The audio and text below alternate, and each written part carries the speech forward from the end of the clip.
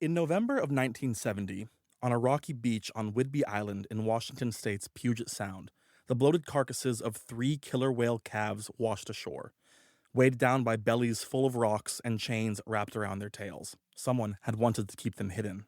More than half a century later, on August 18, 2023, a female killer whale named Tokitae died unexpectedly at the Miami Seaquarium after 53 years in captivity.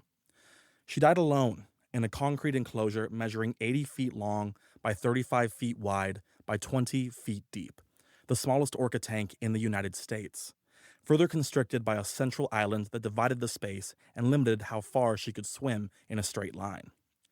At an estimated 20 to 22 feet in length, her own body spanned a significant portion of that confined space. She died some 2,700 miles away from her home in the frigid waters of the Pacific Northwest. What linked these whales together across time and space was the tragedy that befell the Salish Sea's orcas at Penn Cove on August 8, 1970, a singular event in a decades-long pattern of exploitation and abuses targeting the region's most iconic species. Tokitae was just one of an estimated 50 killer whales taken into captivity during the 1960s and 70s from her home in the inland waters of the Salish Sea, encompassing Puget Sound, Canada's Strait of Georgia, and the Strait of Juan de Fuca. The whales were tracked, trapped, and sold to zoos and aquariums around the world to satisfy a global fascination with these apex predators. Tokitae's death also served as a reminder of the damage done by the capture of so many of her species 50 years earlier. Despite decades of research and advocacy in the time since, the southern resident killer whales have never truly rebounded from that great loss. At the time of Tokitae's death, the population had dwindled to just 75 whales, a significant decline from their estimated high of 110 from before the capture era began, or even from the more recent peak of 98 in 1995. That wasn't all. For a species with documented culture, language, and long-term memory, the harm inflicted during this time was enduring. Tokitae was just one of the whales taken at Penn Cove during the largest capture event in the region's history. In the 53 years since Tokitae and the others were taken from the cove, no southern resident killer whale had ever returned to those waters. Not once. Tokitae died as the last southern resident killer whale in captivity, closing another chapter in a story that had begun more than 50 years earlier. The conclusion of that story, however, remains unwritten. Facing the threat of an uncertain future and grappling with the trauma of the past, the southern residents remain at risk of extinction. Can human intervention reverse the sins of those who came before? Or was Tokitae a warning of what awaits the rest of her kind? You're listening to Ecocide, a podcast about environmental disaster. Each episode investigates a moment when human activity collided with the natural world and follows what happened next and who was left to deal with the fallout. Before we begin, it's important to clarify the scope of this episode of Ecocide. As mentioned briefly in the introduction, the story of the southern resident killer whales is inseparable from the broader topic of captive marine mammals, a topic that is complex, highly contentious, and still evolving. Although we'll touch lightly on the history of marine mammal captivity, we won't explore it in depth here. We made this decision for two reasons. First, the subject deserves more attention than we could give it within the constraints of an episode that already has a different primary focus. Second, the discussion of the southern resident killer whales and their ongoing fight for survival as a result of direct and indirect human actions is, in itself, a story worthy of its own spotlight. For this episode, then, we'll focus only on the history, condition, and ongoing conservation of the southern resident killer whales, with a focus on the wild population. The broader conversation and controversy surrounding captive marine mammals will have to wait for, potentially, a later episode of Ecocide. The southern resident killer whale population is a direct reflection of the unique conditions presented by the environment in which it evolved. Over 2 million years, glaciers, pinched between the dueling heights of the Olympic and Cascade mountain ranges, carved deep valleys and fjords into the northwesternmost corner of what is now the United States. When the last of the glaciers retreated some 12,000 years ago, they left behind a geographic mixing bowl, Pacific Ocean water colliding with fresh water draining from the rivers and streams. The result was the Salish Sea, a highly productive inland sea bursting with biodiversity. Exactly the type of place an intelligent apex predator is built to dominate. Killer whales, or Orcinus orca, are not actually whales. Instead, they're the largest member of the dolphin family, Delphinidae. They're found in every ocean on Earth, from the tropics to both poles, making them likely the most widely distributed marine mammal on the planet and the second most wide ranging mammal of any kind after humans. One tracked individual traveled a non stop round trip of over 5,800 miles. They weigh up to 12,000 pounds and measure up to 33 feet in length, with the male's dorsal fin alone reaching nearly 6 feet tall, the largest of any cetacean. They eat almost anything: fish, marine mammals, seabirds, and sea turtles. And they've adapted entirely different strategies for catching each one: washing seals off ice floes, coordinating in groups to herd fish, and, in some populations, deliberately beaching themselves to grab prey off the shore. What links every population, in every ocean, is that combination: intelligence, adaptability, and a total absence of natural predators. In the coastal waters of the Pacific Northwest, there are two primary ecotypes of killer whales: residents and transients. An ecotype is an ecologically unique subgroup of a single species, a population that has adapted so specifically to its local environment that it becomes functionally distinct from related groups sharing the same waters. Evidence suggests that residents and transients split from a single common ancestor roughly 100,000 years ago, driven initially by a divergence in diet. Transient killer whales, also called Bigg's killer whales, more on that name later, prey on marine mammals, seals, sea lions, and porpoises, to name a few. Residents are fish eaters and rely primarily on salmon.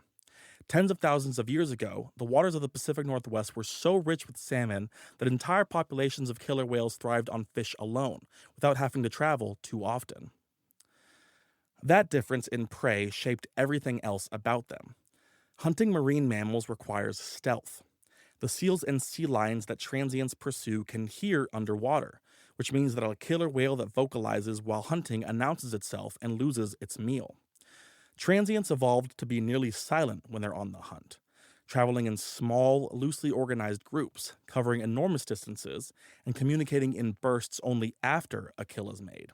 Residents evolved in exactly the opposite direction. Because fish can't hear in the same frequency range that killer whales use to communicate, residents had no reason to be quiet, and every reason to stay connected. They developed complex, highly specific vocal dialects within their family groups, traveled together in large, stable pods, and built the kind of tight social bonds that require constant communication to maintain. Where a transient pod might number 3 or 4 animals, a resident pod can number in the dozens. The two ecotypes look subtly different, too. Residents tend to have more open saddle patches, the gray marking behind the dorsal fin, while transient saddle patches are typically more solid and closed. Neither population interbreeds with the other. Despite sharing the same habitat for tens of thousands of years, they remain genetically distinct and socially invisible to each other, different cultures occupying, at times, the same water, separated by millennia of divergent evolution. The southern resident killer whales are an even smaller population of the broader resident ecotype in the North Pacific, distinct from the northern resident killer whale population frequenting the remote coasts of northern British Columbia into Alaska. Associated with the Salish Sea, the southern residents migrate along the west coast as far north as central Vancouver Island and as far south as Monterey Bay, California, in pursuit of seasonal prey. The term resident comes from the population's historical tendency to spend a significant portion of each year in the waters around the Strait of Georgia, Puget Sound, and, in particular, the San Juan Islands, a remote archipelago located at the heart of the Salish Sea, now designated as core critical habitat for the population. In recent years, that residency pattern has been changing. As salmon availability has declined across their migratory range, the southern residents have been documented moving further and staying on the move for longer. Their transient relatives, meanwhile, have been spending more time in the Salish Sea, drawn by a year-round supply of seals and sea lions. 100,000 years of separation is enough to make two populations of the same species almost unrecognizable to each other. But the divergence in what residents and transients eat is only the beginning of what sets them apart. To understand the southern residents, you have to understand how killer whales live, and what they stand to lose.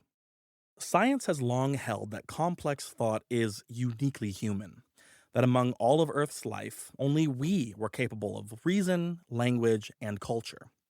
In recent decades, that assumption has been dismantled by the study of non human cognition. Humans are not the only intelligent life on this planet.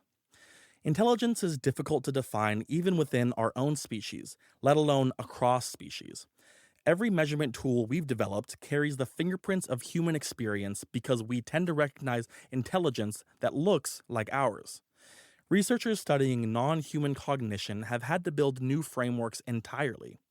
Problem solving tasks, social learning experiments, and long term memory studies have all been used to probe the cognitive lives of animals that can't fill out a questionnaire. None of these tools is perfect, but taken together, they've built a compelling case that complex thought is far more widely distributed across the animal kingdom than science once assumed. The taxonomic group containing whales, dolphins, and porpoises, classified as order Cetacea, is generally considered to represent an outsized proportion of highly intelligent species. Among toothed whales, the evidence is particularly striking. The sperm whale has the largest brain of any animal on Earth.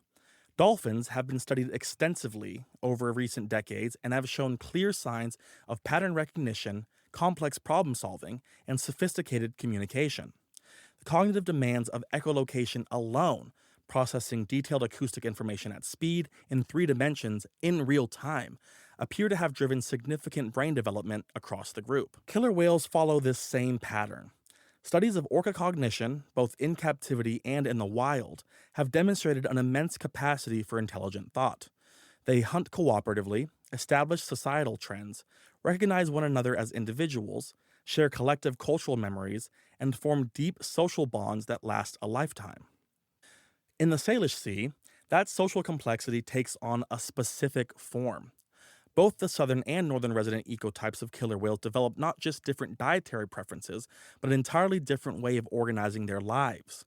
They evolved a habit of prey sharing to maximize group well being, and formed tight knit matriarchal family units that carry and transmit the knowledge of where to find food and how to avoid danger. Knowledge accumulated over decades, passed from one generation to the next. There are 3 pods of the southern resident killer whale population, called the J, K, and L pods. These are 3 independent family lineages that behave differently, utilize their shared range differently, and vocalize differently, each pod carrying its own distinct dialect of the same language of groans, whistles, and clicks. Because of these elaborate social bonds and their evolved reliance on the group for both daily sustenance and long range movement patterns, the older animals in each pod are irreplaceable. Female orcas can live to 90 years or more. That's 9 decades of learning which salmon runs are reliable, which routes are safe, and which conditions signal danger. When those animals are lost, that knowledge goes with them, and the pod is diminished in ways that don't show up in a simple head count. Any disruption to this social network would be catastrophic to the pod as a whole. So, any threat posed to a single member of the pod is a threat to the whole family. As apex predators in any marine ecosystem they encounter, nothing in the ocean truly poses a threat to an adult killer whale. The greatest threat to the southern residents came from the land. The southern residents' tumultuous relationship with humans started long before the Salish Sea was known by anyone but those who have called it home since time immemorial. The oral traditions of many coast Salish people, a diverse group of more than 40 independent tribal nations in coastal Washington and British Columbia, tell us that humans and orcas have lived alongside one another in this region since the beginning. The Tulalip tell the story of brothers, famed for their skill in hunting seals, who went to live in the ocean and became killer whales. Later, when the Tulalip people were starving and the returning salmon were being devoured by seals, they called these brothers for help. The orcas heard the call and arrived to kill the seals, protecting the salmon and saving the people from starvation. A different story tells Tulalip tribal members that if you are in a canoe and killer whales come up to you, you can greet them like this: killer whale, your ancestors were also my ancestors. For the Lummi Nation, the killer whales are known as Kuo'ol Machen, our relatives who live under the sea. For them, and many other indigenous people who call the Salish Sea their original home, the orcas are deeply respected kin, friends, and benefactors. For thousands of years, that relationship held. Then, the Oregon Trail was established in the 1840s, opening the far northwest to caravans of covered wagons. The first settlers arrived slowly, and for a time, the region's remoteness offered some protection to the land and to its people from the worst of what was coming. But the trickle became a flood. With the now famous trail crossing the western half of the continent, the pace of settlement accelerated. The region's vast wealth of natural resources timber, salmon, valuable pelts from otters and beavers, and the promise of silver and gold drew settlers over the Cascades and into the deep green of Washington's coastal region. They brought with them the hunger of a growing nation, mass timber extraction, industrial salmon fisheries, dams and culverts, urban and suburban sprawl. All that resulted in the biological rearrangement of one of the most ecologically energetic ecosystems in western North America. For the southern residents, these changes created a slow but relentless pressure on the health of their population, driven above all by the decline of their prey, salmon. The first signs of trouble were reported as early as 1894, and the 1900s accelerated the trend. The commercial salmon industry was booming on the West Coast, pulling salmon from the ocean by the netful, with some historical estimates claiming peak annual harvests of 10 million pounds of salmon from the Columbia River alone. Further inland, timber towns were spreading across the landscape, and the Klondike Gold Rush of 1897 transformed Seattle into the gateway to the Canadian goldfields. What had been a struggling city of 80,000 in 1900 tripled to 237,000 by 1910. By 1960, more than 550,000 people were transforming the Emerald City into a bustling port. All of that development required energy. Seattle and the surrounding network of towns and cities turned to the oldest power source available: water. On the main stem Columbia and lower Snake Rivers alone, 9 federal hydropower dams were constructed within Washington state. The first, Bonneville Dam, was completed in 1938. The last, Lower Granite Dam, on the Snake River, was finished in 1975. Together, these dams provided electricity to a growing population and a booming economy. They also cut salmon off from thousands of miles of upstream spawning habitat. The results were, and continue to be, devastating. Today, up to 80% of all salmon in Washington come from hatcheries, a result of necessary supplementation to support the dwindling wild stock. The so-called June hogs, massive Chinook salmon known to weigh 100 pounds or more, were part of an early summer run that once returned to the Columbia River in enormous numbers each year. The installation of the Grand Coulee Dam in 1942 blocked access to their traditional spawning grounds in the upper reaches of the Columbia River Basin. Those legendary salmon are now gone, replaced by smaller runs made up of much smaller fish. On the Olympic Peninsula, the Elwha River supported its own population of 100-pound giants, called the Tyee in the local tongue. But those Chinook were also stopped by the Elwha Dam, cut off from the headwater spawning grounds their species had used for thousands of years. This story repeated itself across the region. Salmon ran up against everything from massive hydropower dams to small, impassable culverts installed beneath an ever-expanding lattice of roads and highways. For salmon populations, the decline was precipitous. With their prey disappearing, the salmon-reliant killer whales were forced to adapt by moving more and eating less. For an animal the size of an orca, the caloric cost of catching a salmon can only be offset by eating a lot of them. With less fish to go around, the population as a whole became malnourished. For the southern residents, however, this was just the beginning.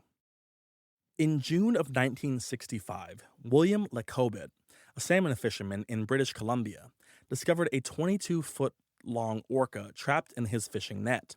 The orca, a male from the C1 pod of the northern resident population, was sold for $8,000 to Ted Griffin, owner and operator of the now-defunct Seattle Marine Aquarium. Namu, as this individual was soon named, was housed in a floating pen in Elliott Bay, just off Seattle's waterfront, and quickly became a celebrity. Thousands flocked to the bay to see him, and he even starred in a 1966 film called Namu the Killer Whale, that drew audiences who had never imagined an orca as anything other than a bloodthirsty killer. Although Namu wasn't the first of his kind to be captured and kept in captivity, two came before him. He was the first to be kept and trained for long term public display and performances. Namu became something of a species ambassador, challenging the public's preconceptions about these mysterious animals. A few months later, Griffin decided that Namu needed a mate. On October 31st, 1965, his team found a female and her calf swimming together in Puget Sound. After a chase that lasted more than 17 hours, the mother was harpooned and died. The calf was netted and hauled into a pen. She was named Shamu, a name cobbled from she Namu, and spent only a short time with Namu before being sold to SeaWorld in San Diego, California. The original Shamu performed at SeaWorld San Diego for 6 years before dying in August of 1971 of a uterine infection and blood poisoning. She was approximately 9 years old. Her name lived on as the stage name for every performing orca SeaWorld would ever own. In 2016, SeaWorld ended its orca breeding program and transitioned away from theatrical shows, replacing them instead with educational presentations. The orcas currently in SeaWorld's care are the last generation at the parks and will live out their lives there. No new orcas are being bred, meaning the existing population will gradually age out and eventually be the final orcas held at SeaWorld facilities. The capture and display of marine mammals for entertainment was not new. P.T. Barnum, famed American entrepreneur and showman, had paid for the capture and transport of beluga whales as far back as the 1860s, housing them in his American Museum in New York City. Bottlenose dolphins had been a fixture of marine parks since the late 1930s, and their popularity skyrocketed in the early 1960s following the release of the film and television series Flipper. It's easy to see why cetaceans were so enchanting to those who encountered them. They're large and intelligent, and masters of an environment humans can never inhabit. But anything with the power to fascinate people has the power to generate profit. And now that orcas were being introduced to the market en masse, the intensity of the captures rose to meet the demand. On August 8, 1970, more than 80 orcas were rounded up and driven into Penn Cove on the east side of Whidbey Island, a narrow island in Puget Sound just northwest of Seattle. The cove had been used in earlier captures because its geography made containment easier, allowing nets and lines to be stretched across its entrance. The operation was led by Ted Griffin and his partner Don Goldsberry, then running a commercial whale-catching venture called Namu Inc. Using spotter planes and a coordinated fleet of boats, the team pushed the whales into the confined waters and sealed off their escape. Explosives were also deployed to disorient and separate pods as the capture phase began. Juvenile whales were selected and forced into slings, raised out of the water, and placed on flatbed trucks to be transported away. They were bound for distant tanks far too small for animals that had spent their lives in the open waters of the Salish Sea. 5 whales, including 4 juveniles, died during that capture.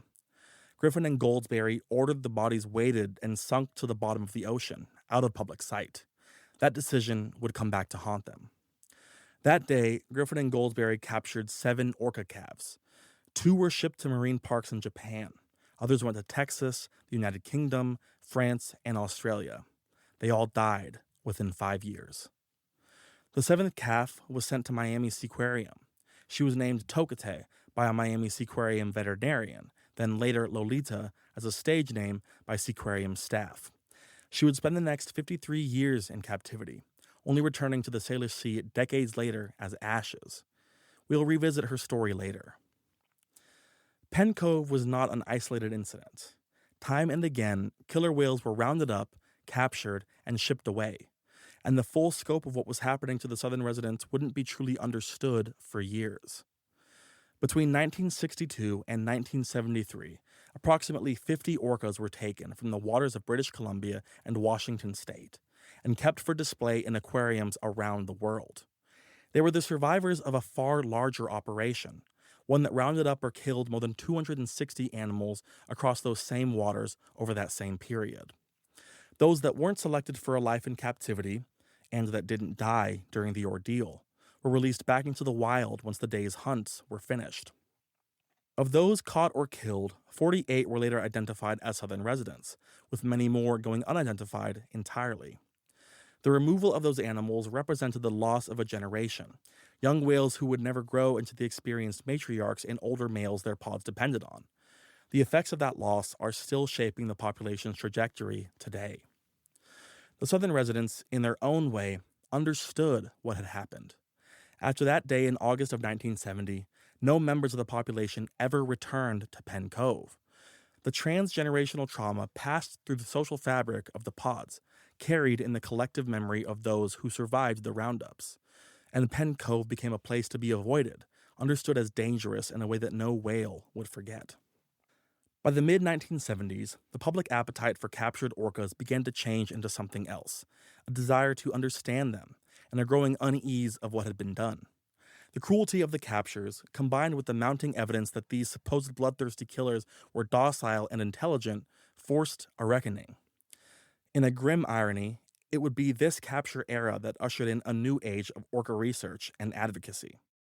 In the days following the Penn Cove capture, Whidbey Island residents started writing letters of protest to regional newspapers, anger over what they'd witnessed and what they'd heard. Then, in November 1970, 3 months after the capture, the sea gave back what Griffin and Goldsberry had tried to hide. 3 small carcasses washed up on the shores of Whidbey Island near Penn Cove. They were calves. Their bellies had been slit open and packed with rocks. Their tails were still wrapped in chains and weighted with anchors. The bodies had been deliberately sunk to keep them from being counted, from being seen, from becoming evidence of what had actually happened inside that cove. Years later, a diver named John Crow, who had worked the Penn Cove operation and been put in charge of disposing the bodies, spoke publicly about what he had been ordered to do. The outrage that followed was immediate and lasting. It didn't stop captures overnight, but it changed something in the public's relationship to these animals and to the industry profiting from them. The question was no longer whether orcas were dangerous. It was whether what was being done to them was something society could continue to tolerate. On October 21st, the Marine Mammal Protection Act, the MMPA, was signed into law by President Richard Nixon.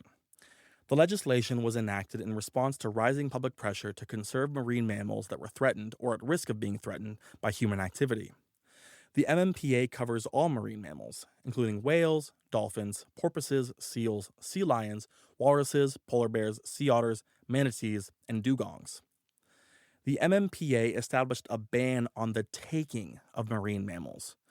In natural resources law, the word take is an important term, a single word that carries enormous legal weight.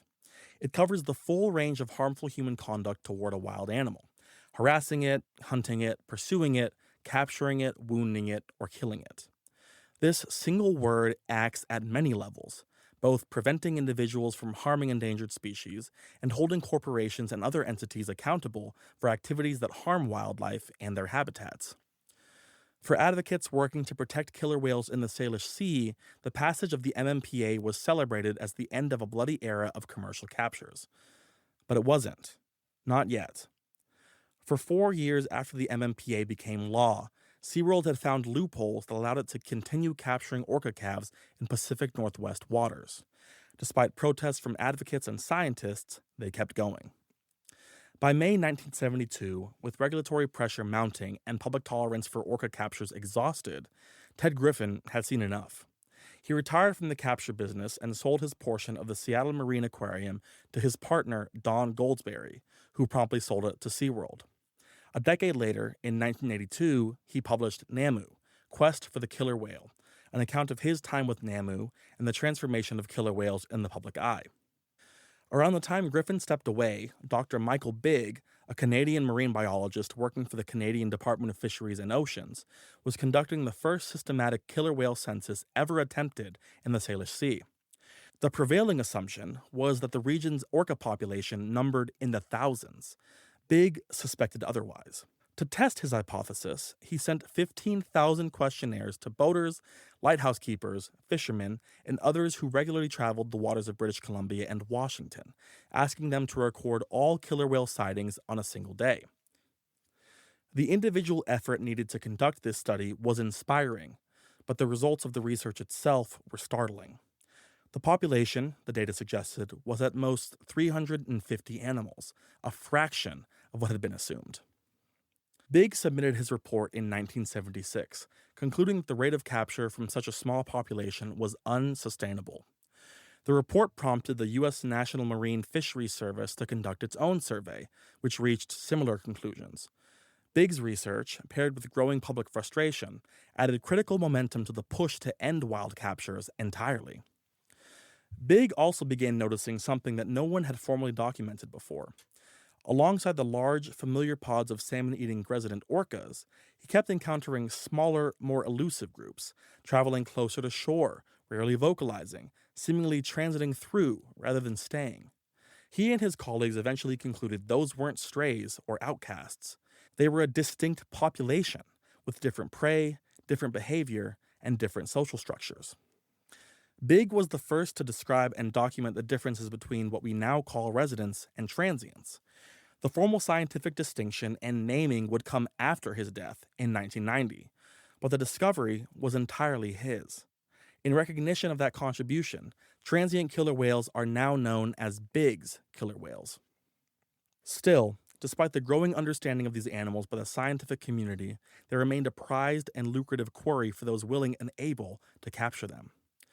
Then, on March 7, 1976, a SeaWorld crew chased a pod of Bigg's killer whales down to the southernmost tip of Puget Sound and into a narrow finger of water called Budd Inlet, which bisects the state's capital city of Olympia. As the 6 whales were pushed deeper into the inlet, the SeaWorld vessel and the animals it was pursuing came directly into view of the state capitol building and into direct confrontation with the state government itself.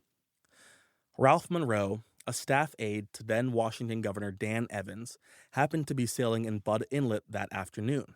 He noticed a pod of whales approaching, and then the boat chasing them. He watched as the SeaWorld crew used boats, a seaplane, and underwater explosives to corral the animals. By the time the whales realized they were running out of room and turned to escape northward, the bay's mouth had been closed off with a net. The whales tried to push through, but they couldn't get out. Monroe later said that what he saw and heard that day haunted him for the rest of his life. As the crew began separating calves from their families, he could hear the whales calling back and forth across the water. On the way home, he made a decision. This story was going directly to the press. The next morning, it was on page 1 of the Seattle Post-Intelligencer. Meanwhile, Monroe was working every political connection he had. He called Governor Evans and State Attorney General Slade Gorton, who assembled a legal team and got a federal judge to sign a restraining order prohibiting SeaWorld from moving the whales. Monroe personally served the papers on Don Goldsberry, the same man who had run the Penn Cove operation 6 years earlier, approaching his boat in the middle of a dark, rainy night with the largest game warden he could find. SeaWorld fought back, appealing the order all the way to the U.S. Ninth Circuit Court of Appeals. Demonstrators lined the courthouse steps in Seattle. In just over 2 weeks, it was over.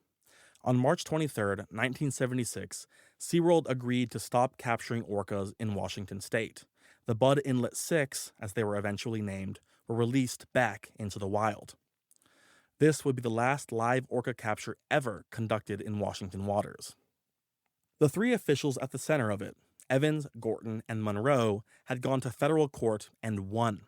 The chain of events that began with the crocuses washing up on Whidbey Island in November of 1970 had taken 6 years, a landmark federal law, and one chance encounter on a Sunday afternoon sail to reach its conclusion. 50 years later, the Olympia City Council read a proclamation declaring March 7, 2026 as Budd Inlet 6 Commemoration Day. Don Goldsberry would keep working for SeaWorld, continuing to capture orcas in the parts of the world where it was not yet outlawed. For his efforts, he was promoted to Vice President of Animal Collections. The southern resident killer whale population had, against all odds, survived the capture era. Scientists estimate the population stood at around 110 animals before the captures began in the 60s and 70s. A 1974 count found just 71, a loss of more than a third, concentrated almost entirely in young animals, the calves who should have grown into the experienced matriarchs and elder males that pods depend on. The post-capture years brought some recovery. By the mid-1990s, the population had climbed back to somewhere between 96 and 98 individuals. It was the closest the southern residents had come to their pre-capture numbers in a generation. It would also turn out to be as close as they would ever get. As the turn of the century approached, new and sinister threats were closing in on the Salish Sea. By the turn of the 21st century, killer whales in the Salish Sea had experienced over 100 years of exploitation and a dramatic environmental change.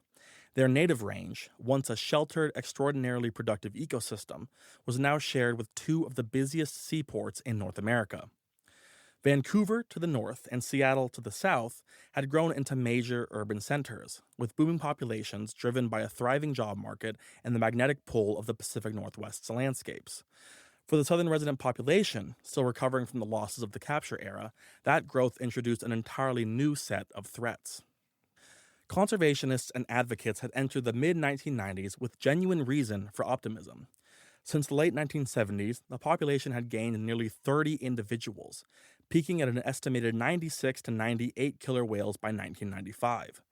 But the decline, when it came, was faster than anyone expected. From 1995 to 2001, the southern residents dropped to around 80 individuals, a loss of nearly 20% in just 6 years.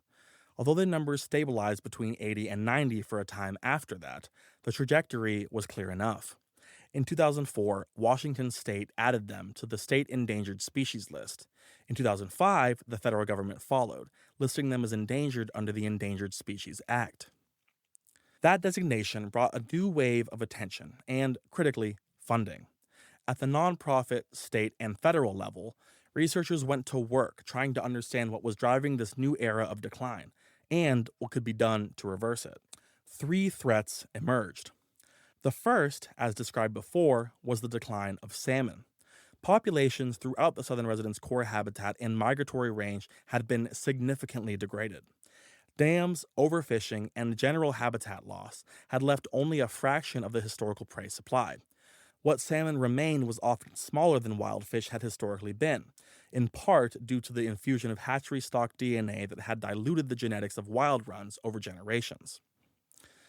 This meant that southern residents, who rely on salmon for virtually all of their dietary intake, were working harder to find less nutritionally valuable prey. Malnutrition had become the reality for every member of the population. Photographs taken by researchers using drones revealed pods of emaciated whales, their bodies showing the distinctive peanut head shape that signals severe nutritional stress. The second compounding factor was boat traffic and the noise it produces. Vancouver and Seattle had developed into heavily frequented seaports, accepting massive commercial shipping and cruise vessels daily into the inland waters of the Salish Sea. Layered on top of that were the countless smaller private and commercial boats moving through the same habitat at any given time. All of these vessels produce significant underwater noise. Killer whales use echolocation, projecting high-frequency sound to navigate and locate prey, and a complex system of vocalizations to communicate with one another. Vessels with loud engines and rotor blades churning through the water make both of those things substantially harder. Hunting, socializing, and simply moving through their habitat had become more difficult than it was a generation ago. The impacts go further than background noise. Studies show that southern residents are highly sensitive to vessel proximity as well. They significantly alter their behavior in response to boats within a few hundred yards, diving deeper, spending more time at the surface, and overall less time hunting. The effects are worse for females, and especially those with calves, who are far less likely to make a successful catch when vessels are nearby, or who abandon hunting attempts entirely. The third threat is, perhaps, the most insidious: pollution. The Puget Sound and the Greater Salish Sea are frequently contaminated by toxic runoff from the surrounding human development. It's in the stormwater. It's in the salmon they eat. It's buried in the seabed itself, waiting for any disturbance to release it back into the water column. The problem becomes particularly acute for females. When a killer whale reaches reproductive maturity, she begins storing fat reserves that will eventually feed her offspring in the form of milk. Those fat stores are built directly from the salmon she consumes, salmon that often carry toxins in their tissues. As an apex predator, through a process called bioaccumulation, a killer whale absorbs and concentrates those toxic pollutants across a lifetime of feeding. Then, once a pregnant female gives birth, she converts her fat stores into milk for her calf. unknowingly transferring all of those accumulated toxins directly into the newborn. This process is called toxic offloading, and it is one of the main reasons the infant mortality rate for this population is so high. Researchers estimate that more than two-thirds of southern resident pregnancies fail to yield a viable calf. Of those calves that are born, only around half survive their first few years of life. The long-term implications are severe. Fewer surviving calves means fewer young whales, entering a population that is rapidly aging. The southern residents are becoming top-heavy. Older animals are dying without being replaced. One story highlights this tragic reality. In the late summer of 2018, a female southern resident killer whale named Tahlequah drew international attention to the plight of her kind. On July 24th, she gave birth near Victoria, British Columbia. The calf died within 30 minutes. Rather than allowing the body to sink, Tahlequah began carrying it, balancing it on her snout and nudging it back to the surface each time it slipped beneath the waves. She carried her dead calf for 17 days and more than 1,000 miles through the Salish Sea. The image of a grieving mother and what it represented about the state of her species circled the globe. Earlier that year, Washington Governor Jay Inslee had convened the Orca Task Force, 50 representatives drawn from local, state, federal, and tribal governments, the private sector, nonprofits, and the Canadian government. Their mission was to identify the policies and programs most needed to support the population's recovery. In the end, they produced 49 recommendations to guide region-wide efforts for the conservation of the southern residents. Tahlequah's grief underscored the urgency of their work. Despite decades of conservation effort, whales were still dying in the Salish Sea. The population was running out of time. Meanwhile, a continent away, another southern resident killer whale, a member of the L pod and the last of her kind in captivity, was languishing at the Miami Seaquarium. Unbeknownst to anyone outside of that facility, Tokitae's long life in captivity, thousands of miles from her home, was approaching its conclusion. In the years and months before her death, an ambitious plan, organized by an unlikely coalition of advocates, was beginning to take shape. For decades, the Lummi Nation had been working to facilitate the release and transport of Tokitae, whom they called Skallichuktanut, back to the Salish Sea and back to her family. They were joined in that fight by the Center for Whale Research, a nonprofit based in the remote San Juan Islands that documents and studies the lives and populations of the region's killer whales. The center's founder, Ken Balcom, had spent nearly 5 decades building the scientific record that made the case for Tokitae's return possible. He died in December 2022, 8 months before she did. Close enough to see the momentum building, but not close enough to see how it ended. As Tokitae's story gained national attention, a nonprofit called Friends of Toki entered into talks with the Dolphin Company, the Miami Seaquarium's parent company, about releasing her. Progress had been slow for years. What changed the equation was money. Indianapolis Colts owner, eccentric billionaire philanthropist Jim Irsay committed to backing the move financially, and suddenly, a plan that had seemed almost impossible began to look like it might actually happen. Preparations for the move began to take place at a feverish pace. Advocates for Tokitae's relocation were feeling real momentum for the first time in decades, but a vocal minority was sounding the alarm. Truth for Toki, a group made up of former Miami Seaquarium trainers and veterinarians who had spent time working with and caring for Tokitae, believed that attempting to move her all the way back to Washington at her advanced age could kill her. They suggested instead that she be moved to a larger tank, which they believed could better accommodate her needs. For those with a hardline dedication to seeing this formerly wild animal return to her native habitat, this was an unacceptable alternative. Two groups, both concerned for the long-term well-being of one individual animal, were now locked in a war of perspective. On August 18th, without any warning to those outside of the park, Tokitae was pronounced dead.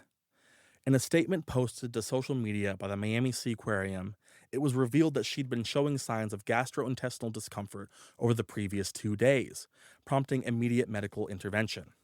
She died that afternoon at approximately 4 p.m. during a scheduled medical procedure from which she never stabilized. Many viewed this moment with suspicion, and rumors swirled as to the whale's true condition in the weeks, days, and hours leading up to her death. A necropsy was ordered, and the causes of death were determined as a progression of multiple chronic conditions, including renal disease and pneumonia. Activists continue to vocalize their doubts, instead pointing the finger directly at Miami Seaquarium's employees and management. To this day, those doubts still echo throughout the orca conservation community, especially amongst those who had fought for years to prevent this inevitability. In the weeks that followed, members of the Lummi Nation traveled to the University of Georgia, where Tokitae's body had been taken for necropsy. There, they prepared her ashes according to their cultural and traditional practices, and brought them home themselves. Her remains arrived in Bellingham, Washington on September 20th, 2023.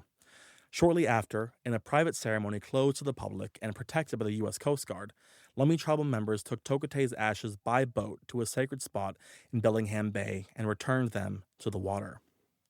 It wasn't the homecoming anyone had planned, but it was a homecoming nonetheless. Tokitae, Lolita, Skalichuktanut had come home under the most difficult of circumstances. Her death and the life that preceded it brought long overdue attention to the situation of wild and captive marine mammals, and helped shape some of the most consequential conservation policy in American history. For many in the southern resident conservation community, and there are hundreds, if not thousands of them, the fight to save these animals can feel, at times, impossible to win. The threat of the capture era had given way to more diffuse, more daunting challenges of a modern age, problems without a single villain or a single solution. Then, on November 3rd, 2024, something happened that nobody expected, in a place nobody could forget. For days prior, L-Pod, Tokitae's pod, had been seen moving through Puget Sound, in and around the Saratoga Passage, between Whidbey Island and its eastern neighbor, Camano Island. That day, they were spotted heading north through that narrow strip of water before suddenly turning west and moving directly into Penn Cove.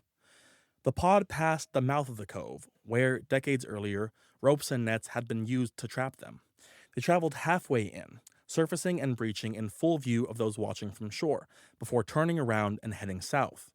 The next day, they came back. This time, they went all the way in, grouping into what appeared to be a resting formation deep inside the cove. For the first time in 54 years, the southern residents had returned to Penn Cove. Nobody can say for certain what triggered it. One theory holds that the whales had followed salmon into the cove, though it isn't known to host much prey compared to other sites. Another suggests the wind conditions that day had driven them to seek shelter in the cove's protected waters. And then there's the theory that requires no particular mechanism at all. The inevitable passage of time, blunting the sharp knife of trauma that had sliced through this family and the population as a whole. Research into orca neurology offers some context for that last possibility. In a landmark 2004 study, neuroscientist Lori Marino used MRI imaging to produce the most detailed anatomical analysis of a killer whale's brain. What she found was striking. The killer whale brain is extraordinarily convoluted, more so than any other animal, including humans. And, tucked within that cortex, Marino identified something that stood apart. Alongside the limbic system, the structure that processes emotion and memory in all mammals, cetaceans possess an additional region called the paralimbic lobe. It sits adjacent to the limbic system and merges with the cortex in a way that has no equivalent in the human brain.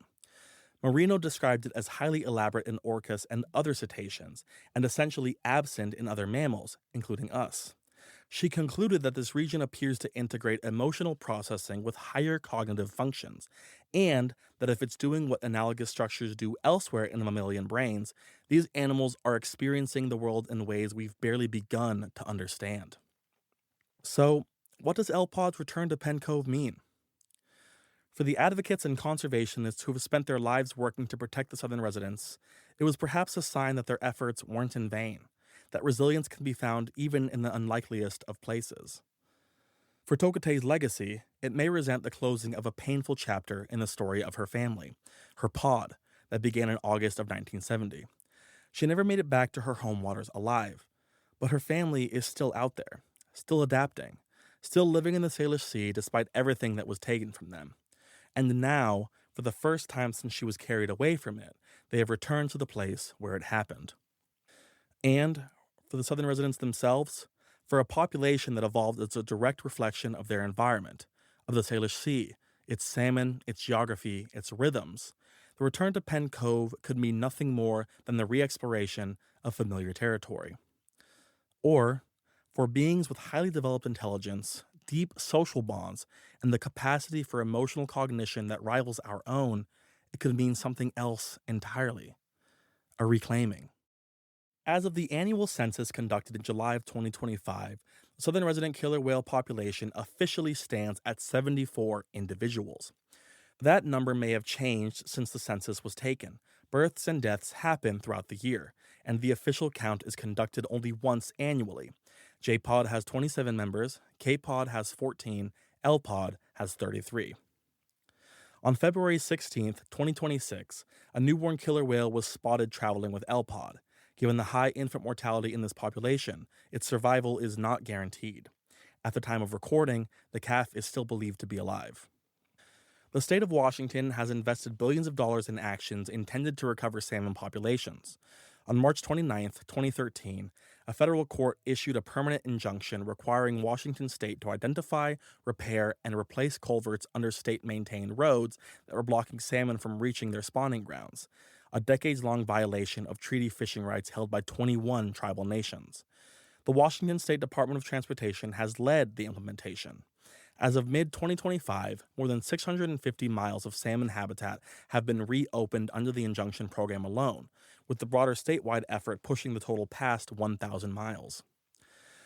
Dam removal has also been a significant part of that effort. The Elwha Dam, which had blocked salmon from the Olympic Peninsula's Elwha River for a century, was removed beginning in 2011, with the process completed in 2012. The Glines Canyon Dam, a larger structure further upriver, came down in 2014. Already, surveys are showing salmon populations in the Elwha beginning to rebound, reconnecting a critical artery into the heart of the Olympic Peninsula. The removal of additional dams elsewhere in Washington is planned or actively being advocated for.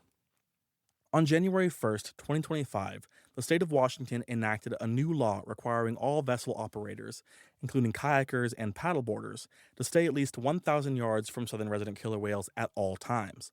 The previous requirement had set the minimum at 300 yards alongside and 400 yards in front of or behind the whales. The new standard setback is much larger than that baseline distance. This law, paired with improved education and outreach efforts for recreational boaters, is anticipated to reduce vessel noise and disturbance impacts on orcas throughout Puget Sound. State and federal partners, along with nonprofits and tribal entities, continue to develop new ways to support southern resident conservation. Voluntary slowdown zones and no-go zones have been established in areas known to be frequented by the whales. Commercial whale watching operations must participate in an additional licensing program conducted by the Department of Fish and Wildlife, ensuring adherence to proper viewing practices. These operations play their part too, helping to report southern resident sightings and modeling best practices for non-commercial vessels. Although the taking of killer whales and other marine mammals has been illegal in the United States since the passage of the Marine Mammal Protection Act in 1972, animals already in captivity at that time were permitted to remain there.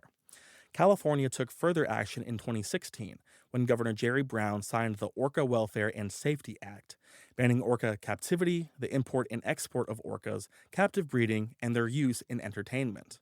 Canada enacted a permanent ban on dolphin and whale captivity in 2019. It is worth pausing on what captivity costs these animals and what it inadvertently contributes. The orcas held in marine parks across the world, including many southern residents taken during the capture era, suffered enormously. And yet, much of what we now know about orca cognition, social structure, and emotional depth, the science that ultimately made the case for protecting and returning animals like Tokitae, emerged directly from research conducted on those captive animals. The institutions that caused the harm also produced the understanding that fueled the fight against it. That tension doesn't resolve neatly. It's part of the story. Southern residents, like threatened and endangered wildlife around the planet, face not only localized pressure, pollution, prey availability, and vessel disturbance, but the growing and still poorly understood impacts of climate change. Scientists are only beginning to map what a warming ocean will mean for this population and the salmon they depend on. The Center for Whale Research, founded in 1976 by the late Ken Balcom, conducts the annual census of the southern resident killer whale population and gathers detailed data on their behavior, ecology, and movement patterns. Their work provides critical information to the local, state, and federal agencies responsible for making decisions about this population's future. If you would like to support their work, visit whaleresearch.com or visit their office and visitor center in Friday Harbor on San Juan Island in Washington. To learn more about Washington State's efforts to protect and conserve southern resident killer whales, visit ecosidepod.com/organizations.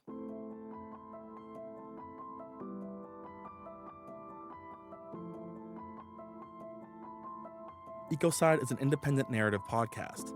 Each episode tells the story of environmental harm, who caused it, and who paid the price. These are stories about what humans do to the natural world and what it takes to reckon with it.